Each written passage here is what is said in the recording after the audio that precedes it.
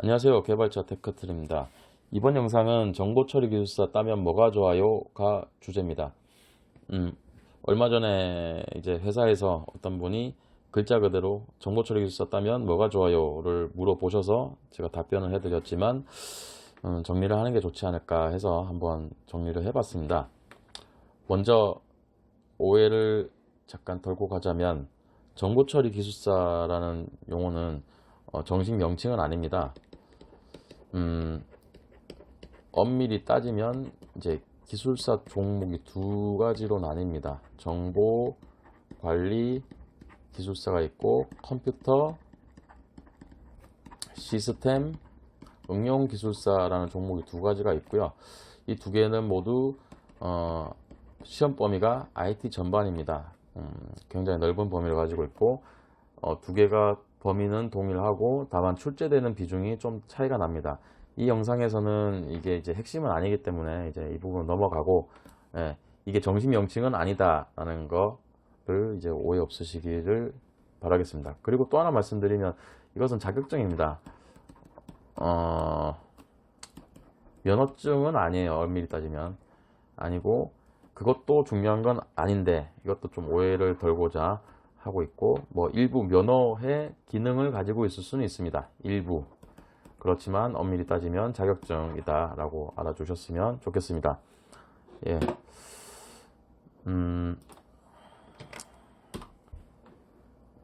기술사 따면 뭐가 좋아요를 말씀드리겠습니다. 제가 정리를 좀 해봤었는데 일단은 이제 첫 번째 한 세 가지 정도로 좀 구분해서 설명드리겠습니다. 첫 번째는 뭐 개인적인 측면이나 뭐 본인 현재 회사 직무 관련 부분이 있고, 두 번째는 이제 대외 활동 부분, 세 번째 이직이나 뭐 취업 노후 대비 정도가 있겠습니다. 첫 번째 개인 직무 부분을 좀 설명드리면, 일단은 기술사 따면 기분 좋죠. 그리고 자부심이 굉장히 많이 생깁니다. 그 이유는 아까 말씀드렸지만 시험 범위가 굉장히 IT 전반이기 때문에 IT 전반적인 어떤 이해가 많아졌고 기본적으로 인사이트가 달라지는 부분을 경험을 했습니다. 그래서 자부심이 굉장히 많이 생긴다. 물론 이제 공부했던 거는 이제 따고 시간이 흐르면 좀 많이 까먹긴 합니다. 뭐 어쨌든. 그리고 이제 기본적으로 인정을 좀 받죠. 뭐 회사가 됐든 가족이 됐든 아는 이제 지인이 됐든 인정이라는 걸 받게 되는데, 물론 이제 이 기술사라는 자격증을 모르는 분한테는 뭐 별로 인정 크게 못 받겠죠. 그리고 이거 굳이 왜 따냐 하는 분한테도 별로 인정 못 받을 거고, 이거를 이제 대단한 자격증이다 라고 생각하시는 분들은 인정을 해주겠죠. 어쨌든 여러 군데에서 인정을 받을 수 있는 자격증이죠. 그리고 기술자 등급이 뭐 물론 지금은 좀 없어졌습니다만 어쨌든 가장 위에 있는 등급이 원래 기술사였죠. 그래서 이런 부분들 개인적으로 만족감이 있다. 그리고 이제 회사, 현재 회사 또는 뭐 이직한 회사도 될 수 있죠. 어쨌든 회사별로 자격증이 나오는 회사들이 있습니다. 얘기를 들어보면 보통 20에서 30 정도가 제일 많고, 어떤 데는 50만 원을 주는 데도 있더라고요. 월. 그럼 뭐 연으로 따지면 좀 돈이 좀 되죠. 그리고 뭐 이제 승진의 기회가 있을 때, 물론 승진이라는 거는 뭐 기간이 지나고 이제 실력이 오르면 자연스럽게 이제 올라가죠. 승진이 되는데 승진이 쉽지 않은 경우이거나 뭐 또는 임원급으로 승진을 할 때 기술사 자격증이 가산점이 되는 회사들이 제법 있습니다. 그만큼 기술사에 대한 그 위상이 좀 있는 편입니다. 그리고 그 대기업 임원분 중에서도 기술사인 분들도 많이 있으시기 때문에 뭐 여러모로 승진의 기회가 찾아오지 않을까 라는 생각이 좀 들고요. 그리고 이제 저 같은 경우에는 이제 개발자입니다. 프리랜서 개발자인데, 개발에 대한 이해도가 좀 넓어졌어요. 저 같은 경우에는 이제 개발을 먼저 하고 대학교를 일을 하면서 나왔고 약간 실무 위주로 경험을 많이 쌓았던 케이스인데, 이론과 같이 가게 되니까 아무래도 도움이 많이 됐던 경험이 있고, 그리고 IT 전반을 공부를 했기 때문에 다른 이제 부서라든지 다른 이제 기술적으로도 다른 분야에 있는 부분들과 대화가 잘 되는 걸 느꼈어요. 개발만 했었으면 예를 들면 네트워크 전문가라든지 보안 전문가랑 얘기할 때 뭔가 실제 그 업무적으로 대화가 안 되는 부분들이 있었는데, 아무래도 기본 다른 도메인이나 토픽들에 대해서 기본 개념을 알고 가다 보니까 그런 대화들이 많이 됐고, 그래서 업무를 할 때 도움이 됐던 기억이 몇 가지가 있습니다. 예, 개인적으로 뭐 여러 가지가 있겠지만 어쨌든 이런저런 기본 개인적인 측면으로 봤을 때 이 정도로 일단 정리를 하겠습니다. 그리고 두 번째 대외 활동입니다.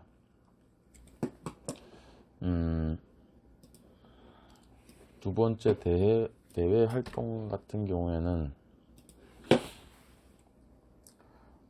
저 같은 경우를 좀 말씀드리면, 이제 기술사를 따고 나서 기술사 학원에 멘토링을 잠깐 했었습니다. 여기서 이 멘토링이라는 거는 이제 공부하시는 분들의 어떤 일정이라든지 공부하는 방법이라든지 어떤 그 공부 내용, 그리고 답안지 작성에 대해서 이제 멘토링 역할을 하는 부분인데 잠깐 한 적이 있었고요. 그리고 제가 아는 분들은 강의를 많이들 하십니다. 물론 강의는 기술사 학원에서도 하고, 기본이 여기서 이제 보통 하면서 실력을 넓혀가기도 하는 것 같아요. 그리고 제가 아는 분 같은 경우에는 이제 뭐 예를 들면 감리협회 계속교육이라는 게 있어요. 그러니까 감리 좀 이따 말씀드리겠지만, 감리 같은 경우에도 이제 계속 공부를 해야 됩니다. 왜냐면 지금 기술도 계속 발전을 하고 있고 공부라는 건 계속 해야 되기 때문에 이제 교육을 계속 하고 있는데, 여기 이제 강사로도 나가는 걸 본 적이 있고 뭐 그렇습니다. 강의 기회가 좀 여기저기서 생기는 것 같아요. 사내 강의도 그렇고. 그리고 이제 저희 동기 중에서도 그 이제 사내 강사 하시는 분이 몇 분 계세요. S사인데 아무튼 뭐 그런 부분들을 본 기억이 있습니다. 그리고 또 빼놓을 수 없는 게 인맥입니다. 인맥. 이제 기술사 합격을 하고 나면 이제 뭐 물론 뭐 협회에도 등록이 되고 그렇습니다만, 그 저희 밴드가 있습니다. 밴드에 가입이 되면 이제 여러 가지 소식도 받아볼 수 있고 뭐 인맥들도 늘어나고 그러면서 다양한 기회가 생길 수가 있는데, 저 같은 경우에는 이제 따고 나서 얼마 안 됐을 때 제가 그때 당시 ICT 컨설턴트를 하고 싶었었어요. 잘은 몰랐지만 막연한 동경까지는 아닌데 어쨌든 한번 해보고 싶었어요. 그래서 이제 좋은 기회가 컨설팅을 하고 계시는 선배 교수사님과 이제 술자리를 한번 가졌고, 거기서 이제 제 명함을 드렸고, 그래서 실제로도 로브콜이 한번 왔었어요. 근데 제가 그때 상황이 안 돼서 하지 못했지만 어쨌든 그런 기회도 있었던 기억이 있고,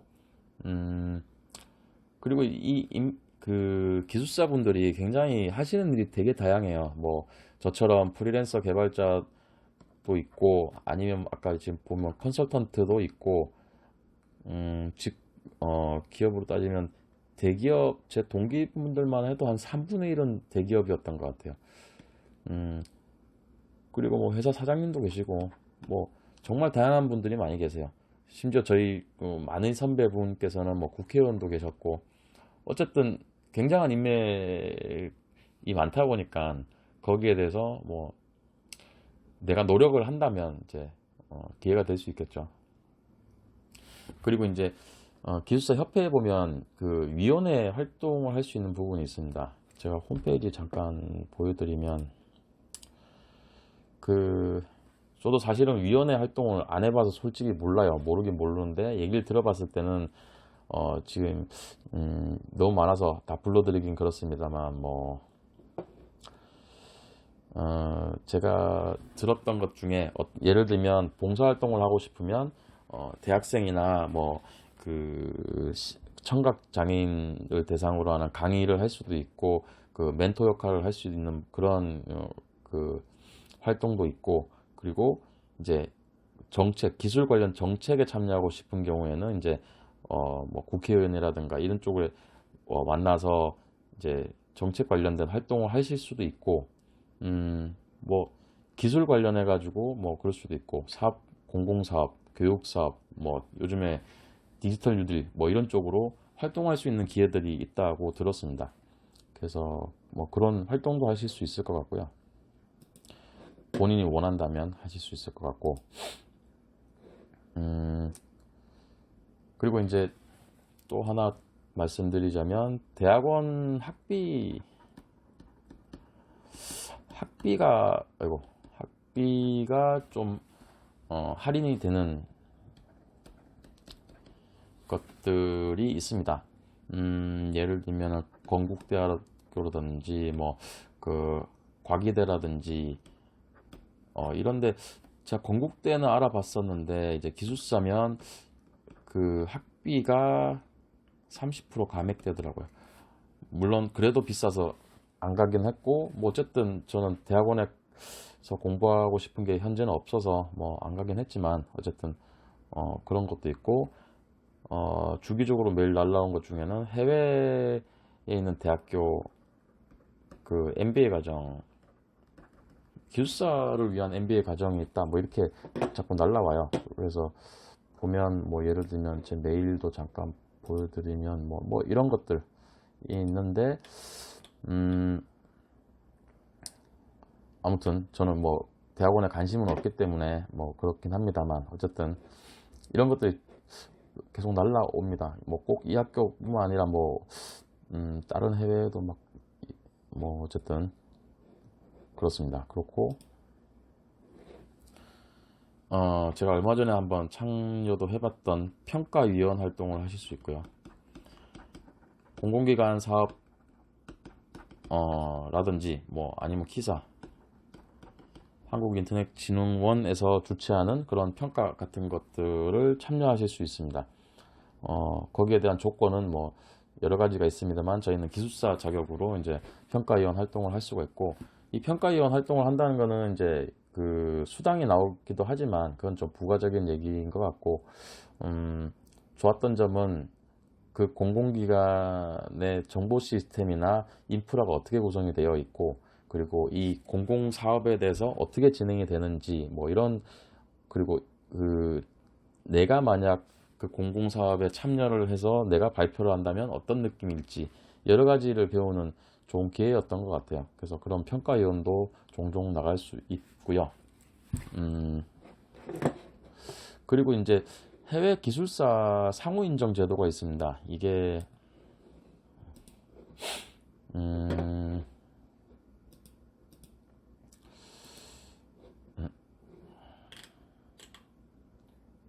국제기술사 아무튼 그래서 있는데, 솔직히 이건 잘 모르겠어요. 이게 이제 CPD라 그래서 이제 점수를 따면 이제 해외로 취업이 되고, 해외에 예를 들면 취업 비자나 이민이나 이런 거 할 때 좀 도움이 된다고 들었는데, 솔직히 이건 잘 모르겠어요.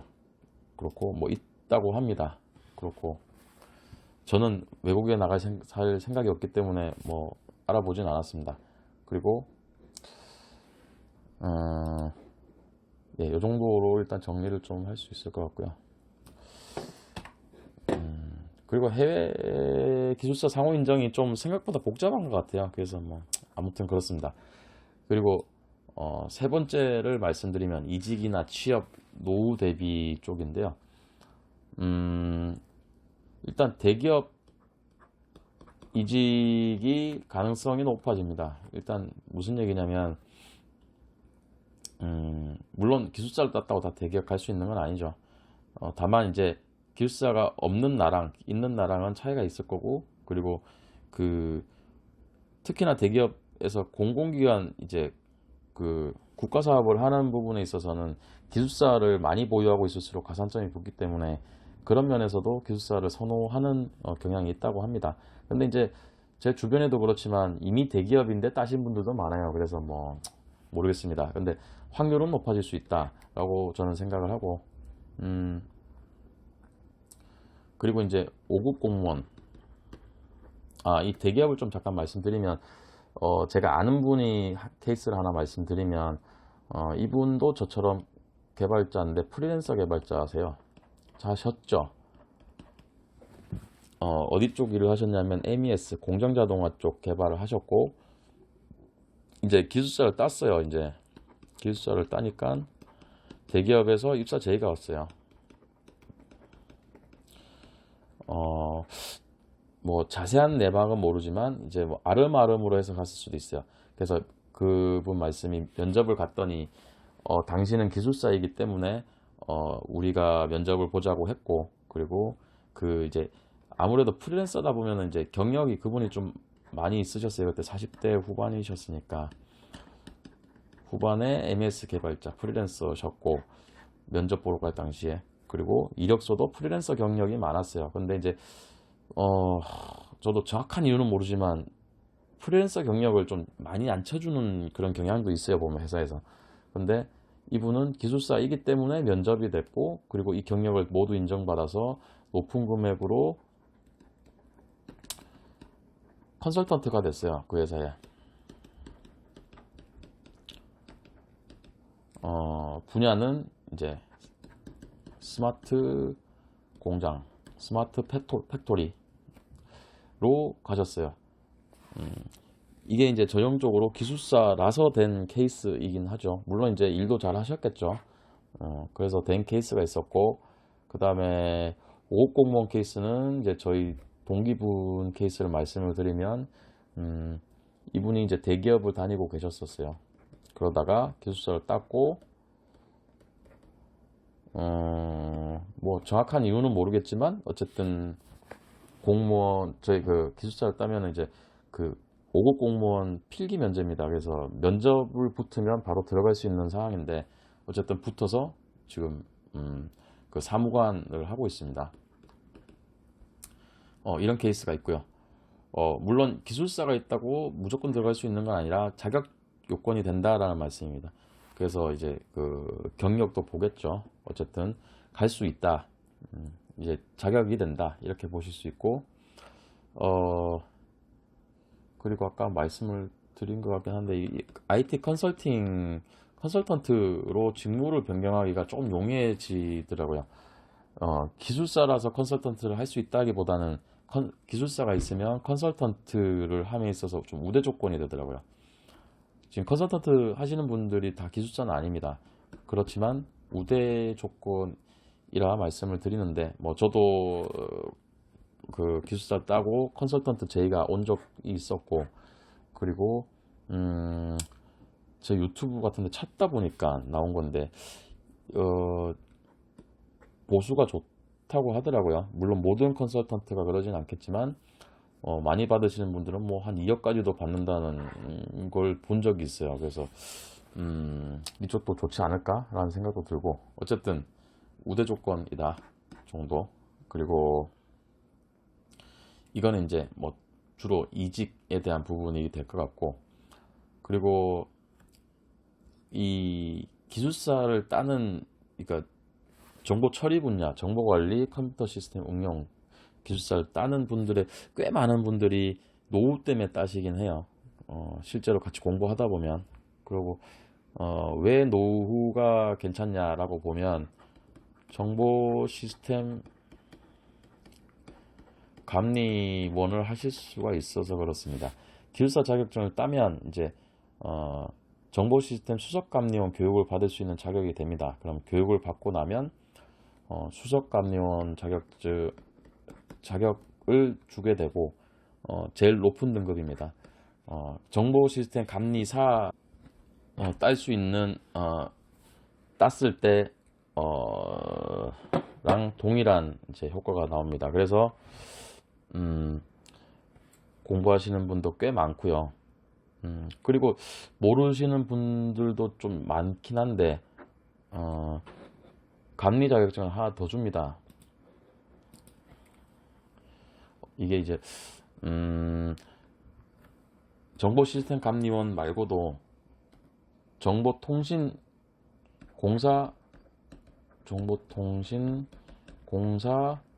감리원증도 원자격증도 또 교육을 받으면 이제 발급을 받을 수 있습니다.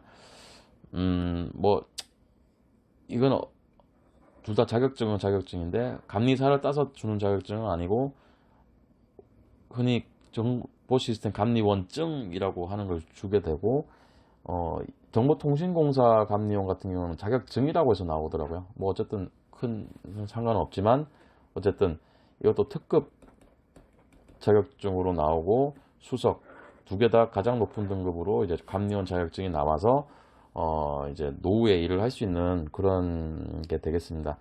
그래서 제가 일단 듣기로는 저도 감리를 한번 나가봤습니다만 이제 감리를 프리랜서 또는 이제 알바식으로 갈 수도 있고 아니면 이제 아예 감리 회사에 취업을 해서 있는 경우가 있는데 좀 인식이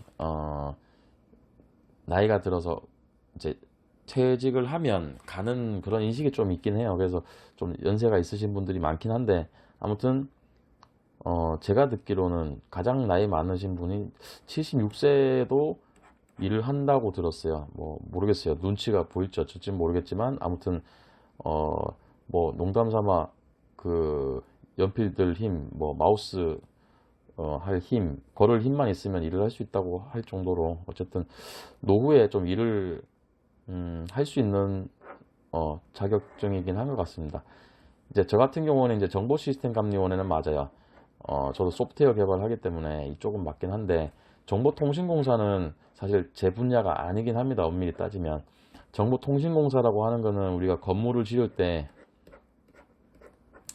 이제 건설을 하게 되는데 여기 뭐 소방도 들어가고 전기도 들어가고 할 때 통신이란 분야가 들어갑니다. 그러면 안에 이제 뭐 예를 들면 그 라우터니 스위치니 뭐 랜선도 설치하고 다 하지 않습니까? 이런 공사들에 대한 감리입니다. 근데 저는 사실 이쪽은 좀 안 맞긴 하지만 어쨌든 자격증 자체는 나오기 때문에 이제 좋은 인연을 만나고 기회가 된다면 이제 이 부분도 똑같이 노후에 일을 할 수 있는 그런 감리원증이 되겠습니다. 여기까지가 뭐 취업이나 노후 대비 정도의 좋은 점이었던 것 같고요. 일단 뭐 자격증이 이렇게 좋다고 하더라도 어쨌든 활용을 해야 뭐 활용을 얼마나 하는가에 따라서 이게 효과가 얼마나 될지는 뭐 다를 것 같습니다. 아예 쓰지 않으면 우리 흔히 운전면허도 장롱면허라고 하듯이 이것도 장롱 자격증이 되지 않을까, 안 쓰시면. 그렇고 그래서 요 정도가 될 것 같고, 다만 이제 이거를 따면 물론 좋죠. 좋은데 합격률이 높진 않습니다. 제가 그 필기 붙을 때만 해도 5%대였는데 지금은 근데 좀 더 오른 것 같아요. 거의 10%대. 제가 시험 볼 때는 1년에 2번, 정보관리 기술사는 1년에 2번을 봤고, 컴시용도 똑같이 2번을 봤었고, 근데 제가 따고 나니까 뭐 좀 있다가 이제 정보관리 기술사는 시험이 3번으로 늘었더라고요. 그리고 이제 컴시용은 똑같이 2번.